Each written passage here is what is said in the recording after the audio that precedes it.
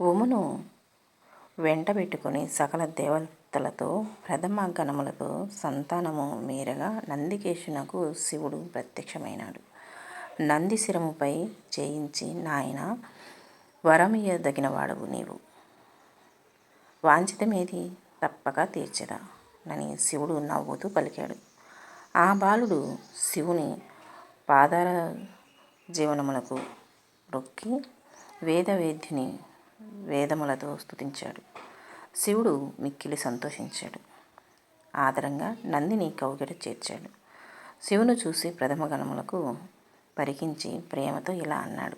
నీకు రాజమృత్యువులు ఉండవు. నీవు నా వద్ద నుండుము. నీవు నశ్వరమూర్తివై ఎల్లకాలం ఉంటావు. శోకములు నీకంటవు అని పలికి తన శిరము మీద నున్న బంగారు కమలముల హారమును నంది మెడలో వేశాడు శివుడు. శివుడు ఆ మాలను అలా వేశాడో లేదో, నంది త్రినేత్రములతో, పంచముఖాలతో, దశభుజాలతో వెలశాడు.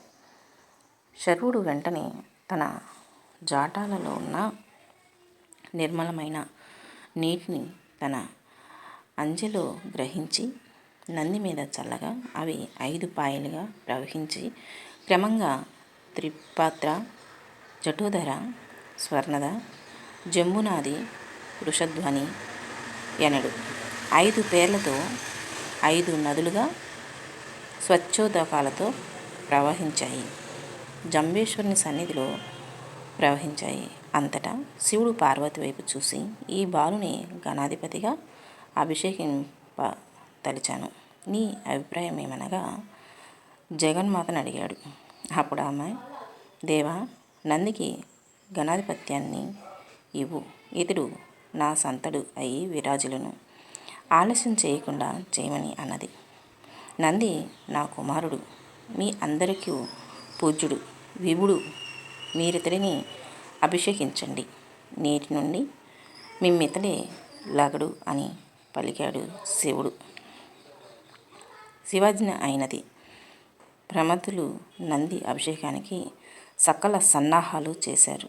నందిని గౌరవంగా అభిషేకించారు.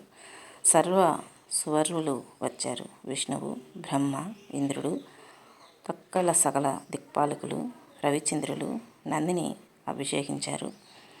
శిరస్సులందు అంజలి ఘటించి నిలిచారు. సకలములను దేవతలు సంతోషించారు. బ్రహ్మదేవుడు మరుత్తుల కూతురు సుకీర్తియను దానిని తెచ్చి నందికి భారీగా చేశాడు. ఆ సమయంలో చంద్రకాంతులను తిరస్కరించు శ్వేత భవనాన్ని ఒకరు, భూషణ సముదాయాన్ని ఒకరు, ఆణిముత్యాల దండనొకరు, రవ్వలు కెంపులు ప్రకాశించే హేమ మకుటనొకరు, బంగారు దండనొకరు, భద్ర గజమునొకరు, సింహమునొకరు, బంగారు తేరును శివుడు కానుకలుగా ఇచ్చారు. నవదంపతులైన నంది మరియు సుకీర్తి పార్వతి పరమేశ్వరులకు, బ్రహ్మకు, విష్ణువుకు పాదాభివందనం చేశాడు.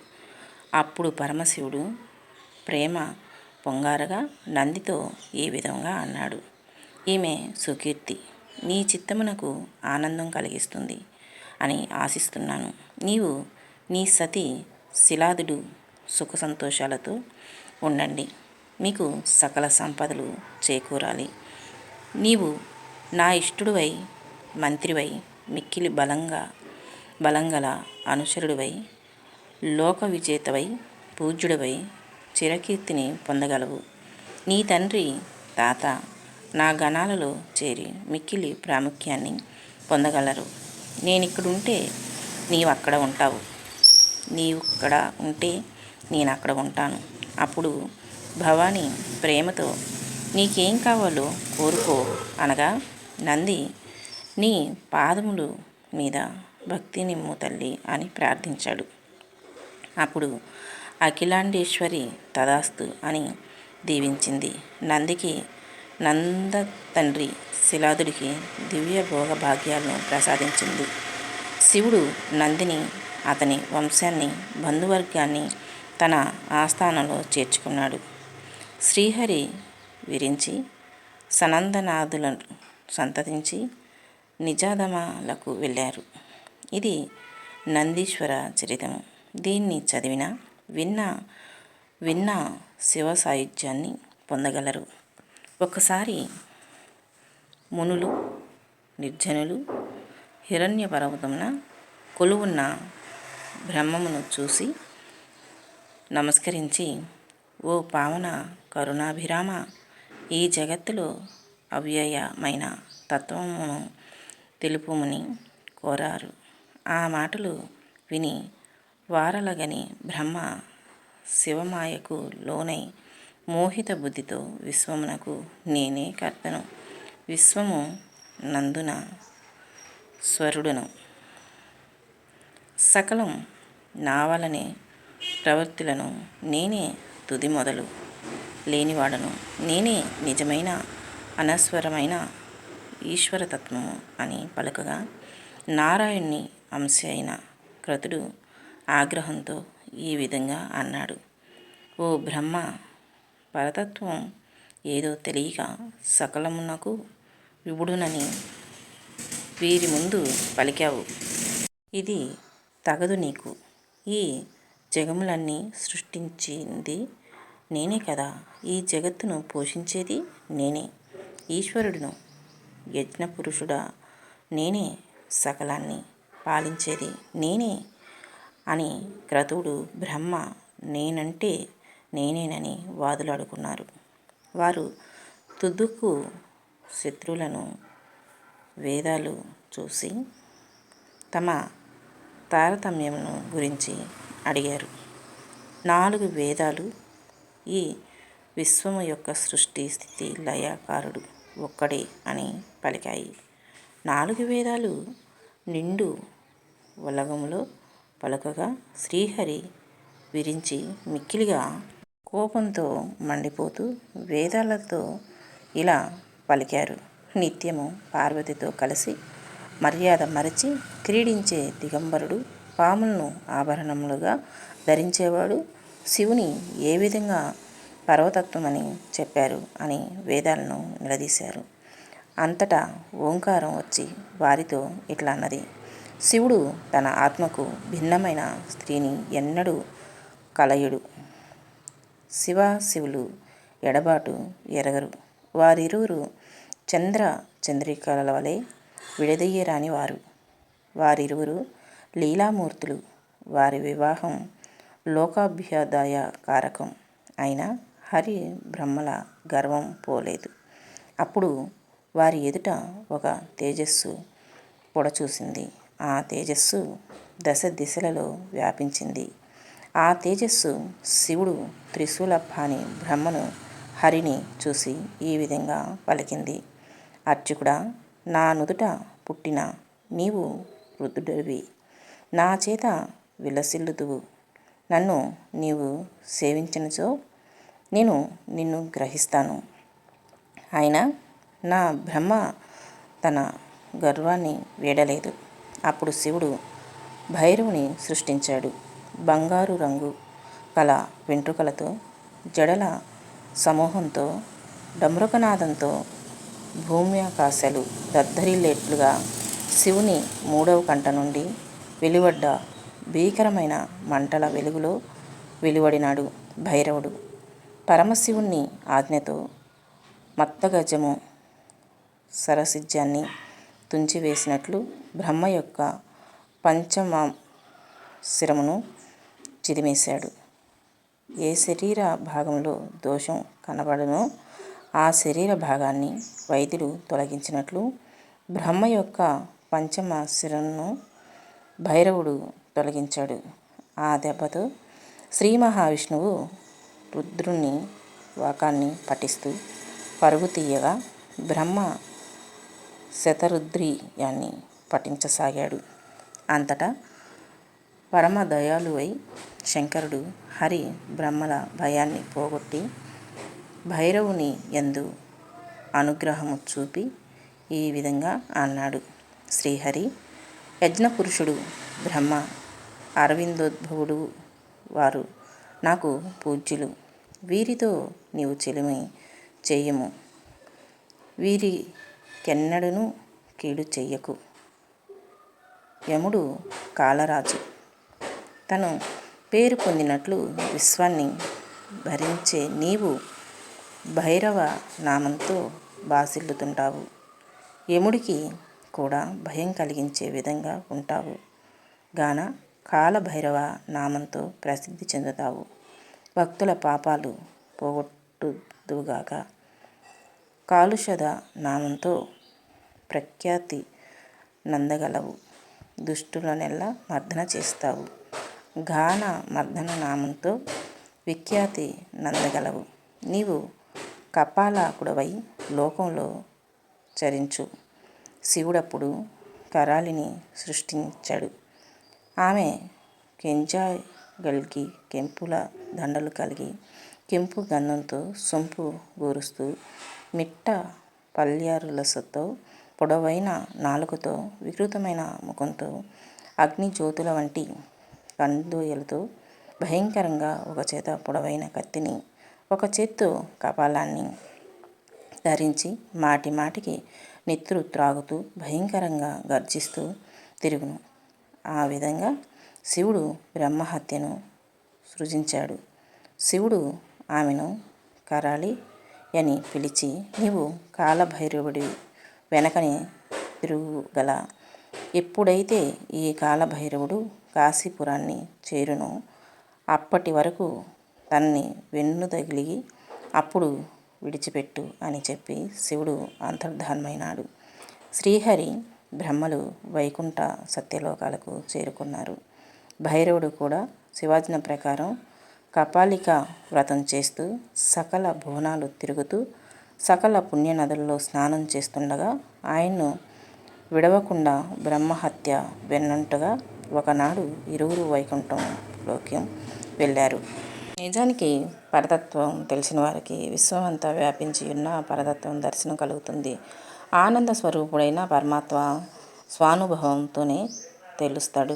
వికారాలు దేహానికి కానీ దేహి కానీ అనగా ఆత్మకు లేవు. ఆత్మ పరిశుద్ధుడు, నిత్యుడు. బుద్ధితో మనస్సును కట్టివేచి ఆత్మతో రమించడం సాధన చేస్తే పరతత్వ దర్శనం కలుగుతుంది. అప్పుడే జీవునకు ముక్తి, విముక్తి, చావు పుట్టుకలు లేని కైవల్యం అంటూ చేస్తాడు. మొత్తానికి మానవుడు భగవంతుడు అనుగ్రహించిన బుద్ధి, వివేకం, భావాన్ని తెలియపరచగల భాషను పొందినవాడు. కాలం సాగేదే కానీ ఆగదు. కాలాన్ని కైవల్య సాధనకు సానుకూలంగా చేసుకోవాలంటే శరీరం, సుఖం, విషయవాంఛలు, సంసారం, బంధాలపై విముఖత రావాలి. అదే వైరాగ్యం. అనుభవంలోకి వస్తే జీవుడు సత్య దర్శనం చేయగల శక్తి కలవాడవుతాడు. అందుకే మహాదేవుడు శ్రీరామచంద్రుని మిషతో వైరాగ్య యోగ్యాన్ని వివరంగా సెలవిచ్చాడు. జీవస్వరూప నిరూపమానమును మహాదేవుడు 10వ అధ్యాయంలో శ్రీరామునకు స్పష్టం చేశాడు. జీవుడు దేవుడు శరీరతత్వాలను బోధించాడు. సమస్త ప్రాణులు పరమాత్మలో అంతర్భాగమేనని, అన్ని ప్రాణుల్లో పరమాత్మతత్వం భాషిస్తుందని విశ్వసించి అనుభూతిని పొందిన వాడాజ్ఞని ఈ జ్ఞానికి రాగద్వేషాలుండవని, ఇంకా మోహమెక్కడిది, ఆత్మజ్ఞానమే తత్వజ్ఞానం. ఈ తత్వజ్ఞానాన్ని సచ్చిదానందరూపిణి దర్శించగలడు. జీవునకు దేవునకు మధ్య ప్రతిబంధకం మోహం. ఈ మోహపొర తొలగాలి, దీన్ని గ్రహించాలి అంటూ శంకరుడు దశరథికి ఆత్మస్వరూప జ్ఞానాన్ని విశదీకరించి అనంతరం జీవగతి నిరూపణ యోగానికి తెరతీస్తాడు. జీవుని దేహాంతరగతిని, గమ్యాన్ని తెలియచెప్పాడు. రామచంద్ర, జీవుడు కర్మధీనుడు. పురాకృత కర్మల వలనే దేహాన్ని ధరిస్తాడు. కర్మవదశతోనే దేహవర్తనం కలుగుతుంది. అలాగే దేహాన్ని విడిన జీవుడు తిరిగి కర్మవిహితుడమైన తావుకే చేరుకుంటుంది. అయితే జీవుడు నిత్యుడు, నిర్మలుడు, సనాతనుడు. తన కర్మల వలన పొందిన దేహాన్ని వీడినప్పుడు కూడా జీవుడు అలాగే నిత్య నిర్మల సనాతన తత్వాలతోనే ఉంటాడు. అంటే పడిపోయే, చెడిపోయే, కాల్చబడేది, పూడ్చబడేది, శిథిలమయ్యేది కేవలం దేహమే కానీ జీవుడు అనగా ఆత్మ అలాగే ఉంటుంది. తన కర్మ కొద్దీ మరొక శరీరాన్ని పొందుతుంది. ఆ పొందిన దేహంతో తిరిగి బాంధవ్యం అల్లుకుంటుంది. పూర్వకర్మానుసారంగా ఒక దేహం నుండి మరొక దేహాన్ని చేరుకుంటుంది. ఇలా మోక్షాన్ని పొందే వరకు జీవుడు రెండు ఒడ్డుల మధ్య ప్రవాహంలో సంచరించే చేపవలే పూడుతూ చస్తూ తిరిగి పుడుతూ ఇలా జనన మరణ చక్రంలో పరిభ్రమిస్తుంటాడు. మళ్ళీ మళ్ళీ పుట్టడం, మళ్ళీ మళ్ళీ చావటం, మళ్ళీ మళ్ళీ తల్లి గర్భాశయంలో శయనించడం, ఇలాంటి జనన మరణ చక్రం నుండి ప్రభో కృష్ణ దయచేయి నన్ను రక్షించమని వేడుకోవటం జరిగింది. అందుకే ప్రహ్లాదుడు చావు పుట్టుకలు లేని మార్గానికై జీవుడు ప్రయత్నించాలంటాడు. ఆ స్థానమే పరమపదం, పరమాత్మ పదం. అది అనన్యమైన భక్తితోనే సాధ్యమని ఆ భగవంతుని భావన. ఇక్కడ జీవుని యానం ప్రయాణం అందున్న వ్యధలను కథలను గమనించాలి. దేవి భాగవతంలో కర్మగతిని చక్కగా వివరించడం జరిగింది. కర్మగతి కష్టమైంది, క్లిష్టమైంది, దుర్భరమైంది, దుర్భేద్యమైంది. మానవులకు పశుపక్షాదులకే కాదు స్వర్గవాసులకు తప్పదు. అచ్యుతుని అవతారకులకు కర్మబంధమే కారణం. విరామమెరుగక సంచరించడానికి సూర్యునకు కర్మ ప్రభావమే కారణం. చంద్రుని వృద్ధిక్షయాలకు శివుడు పుర్రెల దండ ధరించడానికి, బ్రహ్మ 5 తలలను పోగొట్టుకోవడానికి కర్మలే కారణం. నిత్యమైన పరతత్వం చేసే మాయా ప్రభావంతో జీవులు కర్మలకు తెరతీస్తున్నారు. కర్మల వలనే జన్మలు. కర్మలు లేకుండా జీవులు జన్మించటం లేదు. ఇంకా తిరిగి జన్మ అంటే గర్భవాస నరకం అనుభవించాలి. ముల్లోకాల్లో గర్భవాసాన్ని మించిన నరకం మరొకటి లేదు. గర్భవాసన నరక యాతనకు భయపడే మహర్షులు మరలా జన్మ వద్దంటూ ఘోర తపస్సులను చేస్తున్నారు. గర్భవాసంలో క్రిములు కరుస్తుంటాయి. జఠరాగ్ని దహిస్తుంటుంది. దుర్గంధ భూయిష్టం అన్నీ తెలుసు. ఏమీ చేయలేడు, చెప్పుకోనూ లేడు. మొదలుండదు కదలటం తప్ప. సుఖం లేదు, శాంతి ఉండదు. అయ్యే మరలా జన్మిస్తున్నామే. తిరిగి బాల్య యవ్వన కౌమార వార్ధక్యాదులను అనుభవించాలి. సంసార బాధలతో సతమతమవ్వాలి అని నిరంతరం వేదన చెందుతాడు జీవుడు. ఎదురు చూస్తూ కాలం గడుపుతాడు. నవమాసాలు నిండగానే యోని యంత్రం నుండి బయటపడాలి. ఇది మరింత దారుణం. కష్టం ఉన్నట్లుండి తలక్రిందులుగా మారాలి. ప్రాణాలు ఒగ్గబట్టి గర్భవాయువు యొక్క ఒత్తిడితో బయటపడాలి. అందుకే గర్భవాస సంచార బాధను మాన్పుటకు భవసాగర తారకుడైన పరమాత్మను ధ్యానిస్తుంటాడు. మొత్తానికి భూమికి చేరతాడు. అన్నీ సవ్యంగా ఉంటే మరలా శవం, బాల్యం, యవ్వనం, సంసార బాధలు, వార్ధక్యం, మరణం, ఇంకా సుఖం, శాంతి ఎక్కడా మధ్యలో శారీరక మానసిక రోగాలు, ఆరాటాలు, పోరాటాలు, కర్మఫలాలను అనుభవిస్తూ గడపటం కటకట. గర్భదుఃఖం, జన్మదుఃఖం, బాల్య దుఃఖం, యవ్వనంలో కామదుఃఖం, గర్భస్థపు దుఃఖం, వృద్ధాప్య దుఃఖం అన్నీ దుఃఖాలే. అనాయాస మరణమైన సాధ్యమవుతుందా? ఏమో. ఇది జీవుని గతి, బాధార్గ స్థితి. అందుకే మహాదేవుడు రామునికి జీవగతిని వివిధ మార్గములను వివరించాడు. భగవద్గీతలో అక్షరపర బ్రహ్మయోగంలో ఇదే విషయాన్ని వివరించడం విశేషం. 1 జ్యోతిర్మయ మార్గం, 2వది ధూమ మార్గం, 3వది నరకము. ఈ మూడింటిని రామ, జీవుడు పాపకర్మల ఫలానుభవానికి ధూమ మార్గంలో పయనించి పితృలోకం చేరతాడు. అనగా దక్షిణాయనం కృష్ణపక్షం రాత్రి ధూమముల నిండిన మార్గంలో పయనించి జీవుడు పితృలోకానికి వస్తాడు. ఆ తర్వాత చంద్రలోకం చేరతాడు. ఇక్కడే జీవునకు దివ్యదేహం కలుగుతుంది. తన పుణ్యకర్మల ఫలమును పూర్తి అయ్యే వరకు జీవుడు ఇక్కడే సుఖాలను అనుభవిస్తాడు. పుణ్యఫలం పూర్తి కాగానే అదే మార్గంలో నరకానికి చేరతాడు. చంద్రలోకంలో పొందిన దివ్యమైన దేహాన్ని వదిలేసి ఆకాశతత్వం, దాని నుండి వాయుతత్వం, దాని నుండి జలతత్వం క్రమంగా పొంది అనంతరం మేఘంతో కలిసిపోయి వర్షమై కురియగా తర్వాత భక్ష్య పదార్థాల ధాన్యాది రూపములను పొందటం కర్మను బట్టి కొందరు జీవులు మానవులుగా పశుపక్షాదులుగా తిరిగి జన్మిస్తారు. ఎలా అంటావా?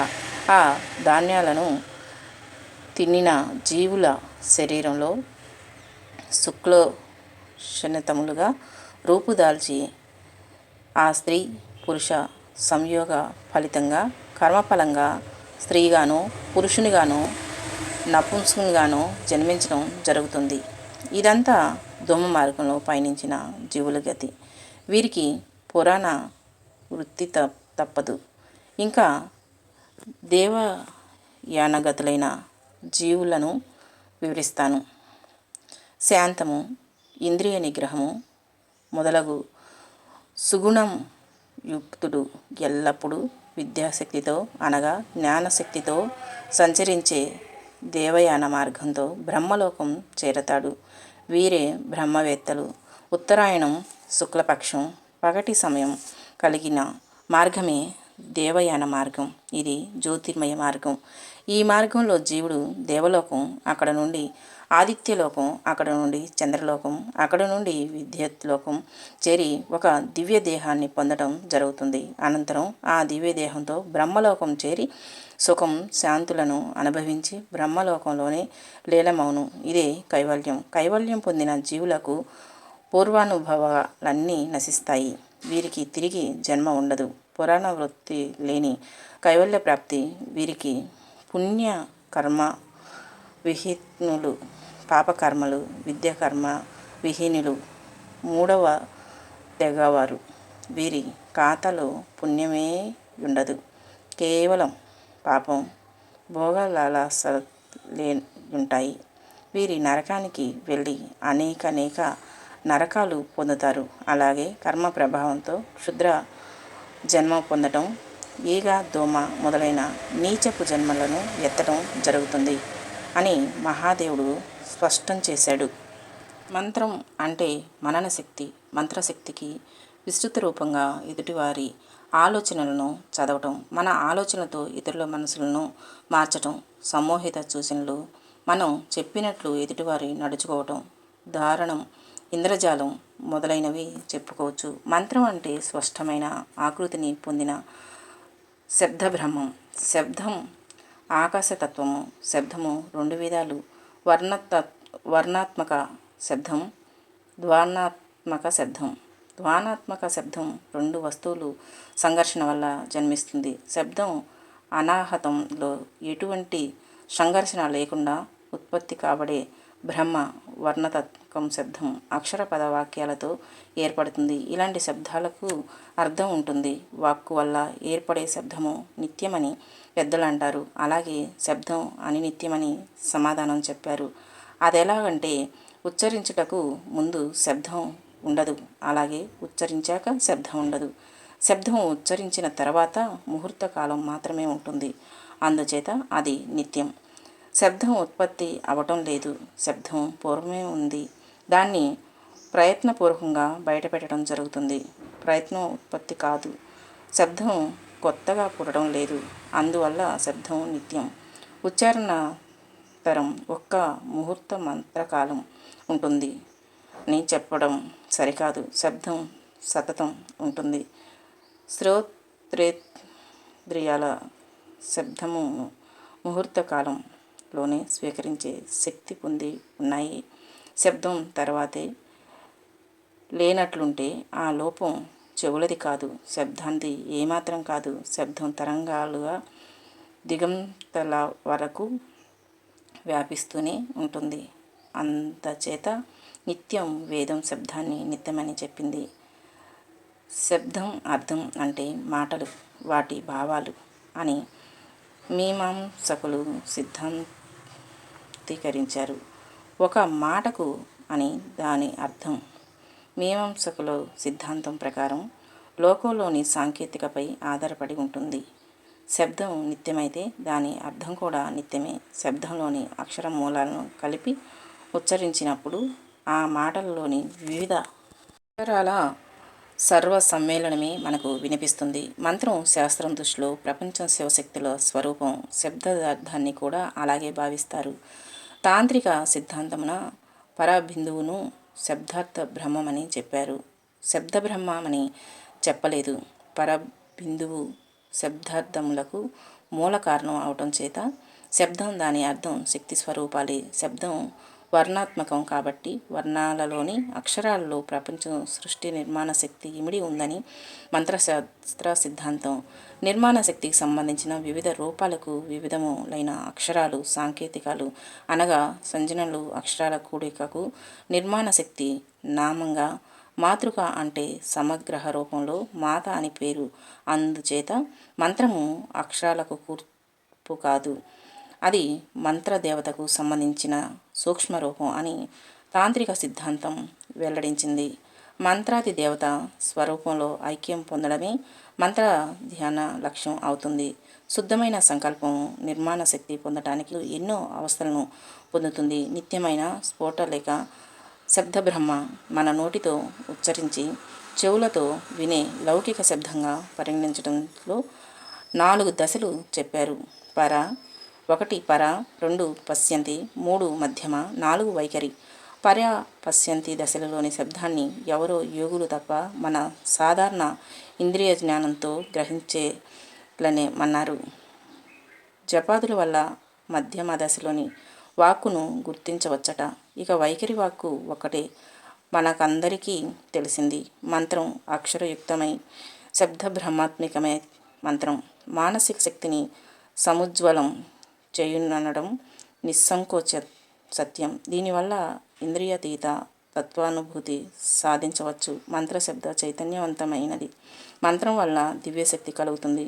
మంత్రం ముందు వాచకములని 2 శక్తులు కలవు. మంత్రానికి ఉద్దిష్టమైన దేవత వాచ్యశక్తి. ఫలంలో బీజం ఉన్నట్లు వాచక శక్తిలో వాచ్యశక్తి ఉంటుంది. ఫలాన్ని ఛేదించకపోతే బీజాన్ని చూడలేనట్లు వాచక శక్తి ద్వారా వాచ్యశక్తిని పొందవచ్చు.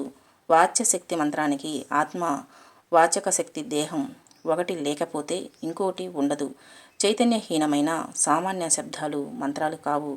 మహామంత్రాలకు హృదయ కవచ మూల పంజర అష్టోత్తర సహస్రనామ స్తోత్రాలకు బహిరమైన షడంగాలు కలవు.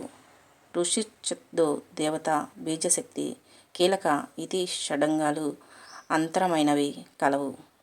మంత్రాలందున్న అక్షరాలను బట్టి పండికర్తరి బీజ మంత్రమూలాలని పేరు. ఏకాక్షర మంత్రాలు పిండాలు 2 క్షరాలు కలవి. కర్తరులు 3 నుంచి 9 అక్షరాలు కలవి. బీజాలు 10 నుంచి 20 వరకు కలవి. మంత్రాలు అంతకు పైన ఉన్నవి. మూలాలు 4 విధాలుగా జప, అజప, క్రియ, స్మరణ. ఋషి చందం దేవత బీజశక్తి కీలక అంగన్యాస కరన్యాస ధ్యాన కవచ హృదయ మూల పంజర అర్ఘళ స్తోత్ర దిగ్బంధన దిగ్మోక ప్రాణ ప్రతిష్టలు యంత్ర విగ్రహారాధనలు జపరూప మంత్ర యోగాలు. నేటి సూర్యోదయం నుంచి రేపటి సూర్యోదయం వరకు మూలాధారిత కమలాలకు ఆదిదేవతలైన గణపతి మొదలైన వారికి 21,600 హంస గాయత్రి మంత్రం సమర్పించడం. శృత స్మర్తను కర్మలందు, షోడశ సంస్కారాలందు, యజ్ఞాలందు వేదోక్త పురాణోక్త మంత్రాల నోటితో చెబుతూ చేతులతో పుష్పాలు, అక్షతలు, దర్భ జాలాది పదార్థాల చేత క్రియలు జరపటం. శ్రీరామ, శివగోవింద, నారాయణ మొదలైన భగవన్నామాలను రాగదాళ నృత్య వాయిద్యాలతో భజన చేయటం. ఇలా శివ మహాపురాణంలో శివగీతలో ఎన్నెన్నో కథలు. ఈ మహాశివరాత్రి నాడు జాగరణ ఉపవాసంతో శివనామ కీర్తనలతో శివనామ భజనలతో శివస్మరణతో ఈ శివరాత్రిని ఎంతో వైభవంగా జరుపుకుందాం. మీ అందరికీ శివరాత్రి శుభాకాంక్షలు.